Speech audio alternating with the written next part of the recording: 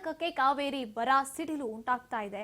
ಕಿಚ್ಚು ಭುಗಿಲೇಳ್ತಾ ಇದೆ ರೈತರದು. ಬೆಂಗಳೂರಿನಲ್ಲಿ ಕಾವೇರಿ ಹೋರಾಟ ತೀವ್ರಗೊಂಡಿರುವಂತದ್ದು. ಮಲ್ಲೇಶ್ವರಂನಲ್ಲಿ ಕನ್ನಡ ಪರ ಸಂಘಟನೆಗಳು ಪ್ರತಿಭಟನೆಗೆ ಮುಂದಾಗಿದ್ದಾರೆ. ಮಲ್ಲೇಶ್ವರಂನಲ್ಲಿ ಕರ್ನಾಟಕ ರಕ್ಷಣಾ ವೇದಿಕೆ ಕಾರ್ಯಕರ್ತರು ಕೂಡ ಕಾಕಿ ವಶಕ್ಕೆ ಪಡ್ಕೊಂಡಿರುವಂತದ್ದು. ಕರ್ನಾಟಕಕ್ಕೆ ಕಾವೇರಿ ನೀರನ್ನ ಹರಿಸಬೇಕು, ತಮಿಳುನಾಡಿಗೆ ಬೇಡ ಅಂತ ತೀವ್ರವಾದಂತಹ ಹೋರಾಟ ನಡೀತಾ ಇರುತ್ತೆ. ಸಿಡಬ್ಲ್ಯೂಆರ್ಸಿ ಅವೈಜ್ಞಾನಿಕ ಆದೇಶ ಅಂತ ಹೋರಾಟಗಾರರು ಕಿಡಿಕಾರ್ತಾ ಇದ್ದಾರೆ. ಮಲ್ಲೇಶ್ವರಂನಲ್ಲಿ ಕನ್ನಡ ಪರ ಸಂಘಟನೆಗಳು ಪ್ರತಿಭಟನೆಯನ್ನ ಮಾಡ್ತಾ ಇದ್ದಂತ ಸಂದರ್ಭ ಕಾರ್ಯಕರ್ತರನ್ನ ಕಾಕಿ ವಶಕ್ಕೆ ಪಡ್ಕೊಂಡಿದ್ದಾರೆ. ಪ್ರತಿಭಟನೆ ವೇಳೆ ಕೆಲವೇ ಕ್ಷಣಗಳಲ್ಲಿ ಶಿವರಾಮೇಗೌಡ ಅವರ ನೇತೃತ್ವದಲ್ಲಿ ಪ್ರತಿಭಟನೆ ನಡೀತಾ ಇರುವಂತದ್ದು. ಈಗ ಕಾಕಿ ವಶಕ್ಕೆ ಕೂಡ ಸಾರಾ ಗೋವಿಂದು ಸೇರಿ ಪ್ರತಿಭಟನಾಕಾರರು ಪೊಲೀಸರ